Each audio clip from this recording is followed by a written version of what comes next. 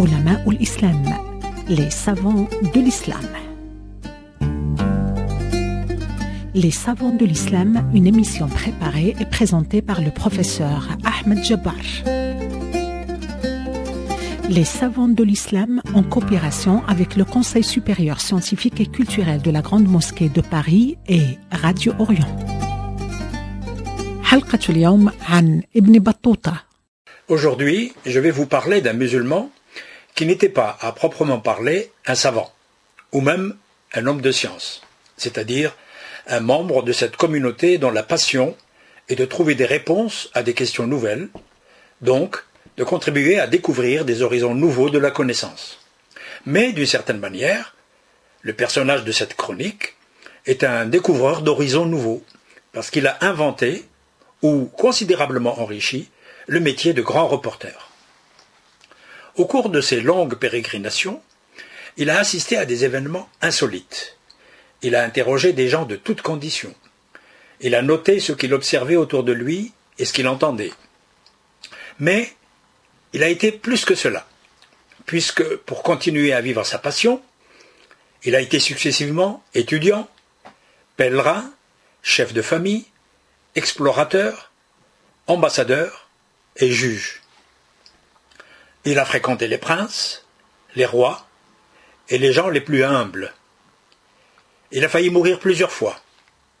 Il lui est arrivé d'être très riche, puis de devenir brutalement très pauvre.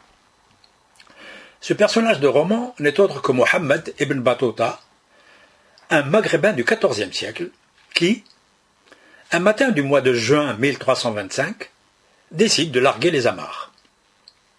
À partir de ce jour-là, la plus grande partie de sa vie a été une succession de voyages sur les routes de l'immense empire musulman et même hors de ses frontières. Ce futur globe-trotter est né le 24 février 1304 à Tanger, dans le nord du Maghreb extrême. Son père, un notable originaire de la tribu berbère des Louata, exerçait le métier de juge. Après sa première formation, le jeune Mohammed semble suivre la voie de son père puisqu'il s'oriente vers le droit. Après de solides études, il était prêt à s'engager dans une carrière stable, bien rémunérée, avec la perspective d'une ascension sociale assurée. Mais, le 14 juin 1325, âgé à peine de 21 ans, il quitte sa ville natale pour effectuer le pèlerinage à la Mecque. Ce jour-là, il ne pouvait pas imaginer que c'était le début d'un long périple qui allait durer 28 ans et au cours duquel il allait parcourir plus de 120 000 kilomètres. Cela dit, cette entreprise n'est pas la première dans la longue histoire de la civilisation de l'islam. Avant lui, des hommes moins connus ont consacré une partie de leur vie à voyager pour des raisons très diverses. C'est l'occasion de les évoquer brièvement. Il y a d'abord les diplomates, qui, dans l'exercice de leur mission, ont rédigé des rapports ou des récits. C'est le cas du plus ancien d'entre eux, Ibn Fadlan, un diplomate du Xe siècle, envoyé par le calife abbasside al-Muqtadir à la tête d'une ambassade au royaume bulgare de la région de la Volga. Il y a surtout les marins au long cours et les marchands qui ont rapporté beaucoup d'informations, agrémentées parfois de quelques légendes. Le plus ancien de ces écrits, ce sont les célèbres Relations de la Chine et de l'Inde, qui auraient été publiées vers 850. L'auteur anonyme y décrit la route maritime qui relie les ports du Yémen et de la Perse à la Chine, en rapportant les observations de plusieurs voyageurs, dont le célèbre marchand Sulayman. Certains de ces carnets de voyage contiennent plus d'anecdotes invérifiables et de récits merveilleux que d'informations fiables. C'est le cas des Merveilles de la mer ou des Merveilles de l'Inde, deux ouvrages où se côtoient des témoignages authentiques et des légendes de marins naviguant entre la mer Rouge et les rivages de l'Inde. Il y a enfin une catégorie d'ouvrages qui sont des relations de voyage, mais dont les thèmes sont plus orientés vers la visite des lieux prestigieux liés à l'histoire religieuse de l'islam. Leurs auteurs décrivent, parfois avec beaucoup de détails, des itinéraires qui mènent vers les lieux saints de la Mecque et de Médine, vers les tombeaux des membres de la famille du prophète et de ses compagnons, vers ceux de grands personnages religieux ou de mystiques célèbres. Parmi les ouvrages les plus connus dans ce domaine, il y a celui d'Al-Harawi du XIe siècle. Mais il y a surtout la célèbre Rihla de l'Andalou Ibn Jubayr, qui est aussi un excellent reportage sur les villes musulmanes ou chrétiennes du XIIe siècle qu'il a eu l'occasion de visiter. Revenons maintenant au périple exceptionnel d'Ibn Battuta. Sur la route du pèlerinage, notre jeune voyageur traverse le Maghreb, puis une partie de l'Égypte. Durant cette première phase, ce sont ses mésaventures conjugales qui attirent l'attention. Il commence par se marier avec une jeune fille de la caravane du Hajj. Mais il entre en conflit avec son beau-père, et cela aboutit au divorce. Qu'à cela ne tienne, il épouse une deuxième femme, qui voyageait avec le groupe de pèlerins. Puis, arrivé à Alexandrie, il se marie de nouveau, cette fois avec une Égyptienne, qu'il quittera quelques mois plus tard. Après le pèlerinage, il visite la Syrie. Arrivé à Damas, il fonde une nouvelle famille. Il a même le temps de voir naître un garçon. Mais il quittera le pays en laissant l'enfant aux bons soins de sa mère, qu'il reverra d'ailleurs quelques années plus tard. Mais entre-temps, son fils était mort. Après la Syrie, il visite l'Irak, puis la Perse. Puis, il revient dans la presqu'île arabique pour aller parcourir la côte orientale de l'Afrique, en grande partie islamisée. Une année plus tard, il décide de remonter vers le nord. Le voilà donc en Asie mineure. Puis, pour la première fois, il se hasarde à visiter un territoire non musulman.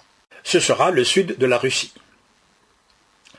Il faut ajouter qu'en plus de ses nombreux voyages, il trouvait le temps pour revenir régulièrement à la Mecque, puisque, au cours de cette période, il a réussi à faire 4 pèlerinages.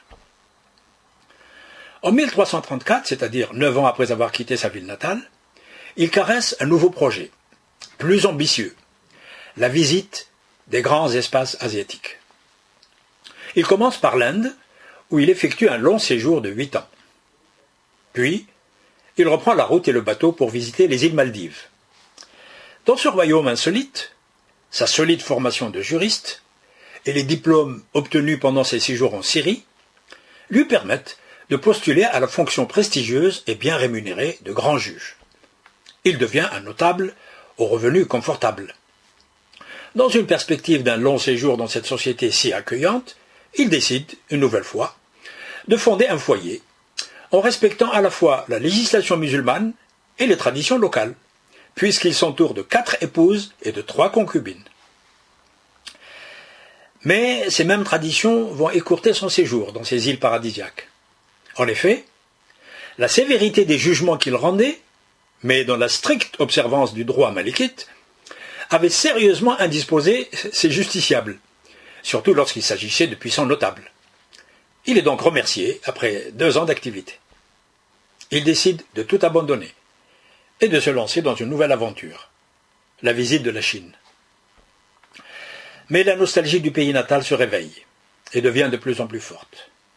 Alors, il revient à Tanger, où il arrive en novembre 1349. Après un repos relatif, la passion du voyage le reprend. Il commence par un séjour en Andalous, avant de se lancer dans un nouveau périple plein d'imprévus sur les routes caravanières de l'Afrique subsaharienne. En 1354, après 2 ans d'absence, il revient définitivement dans son pays. Il est reçu par Abu Inan, le roi mérénide de l'époque, qui met à sa disposition un de ses secrétaires pour mettre par écrit ses souvenirs de voyage. Le travail aboutira à la publication d'un gros ouvrage portant le titre de « Présent à ceux qui réfléchissent sur les curiosités des pays et sur les merveilles des voyages ». Dans ce précieux témoignage, l'auteur décrit les itinéraires, les villes, les activités économiques, les coutumes locales, les productions, les modes de vie, etc. Le livre nous apprend aussi qu'au XIVe siècle, les musulmans contrôlaient totalement le commerce en mer Rouge et en grande partie celui de l'océan Indien et de la mer de Chine. Ils contrôlaient également le commerce terrestre entre l'Asie et les ports de la Méditerranée, grâce à un réseau routier sécurisé et de nombreux établissements hôteliers, les fameux caravansérails. Bien sûr, les quelques informations que je viens de donner ne reflètent absolument pas la richesse de ce livre qu'il est temps de dévorer sans modération. Surtout que, contrairement aux traités peu accessibles des savants qui ont été présentés dans cette émission, la lecture de la saga d'Ibn Battuta est vraiment à la portée de tous.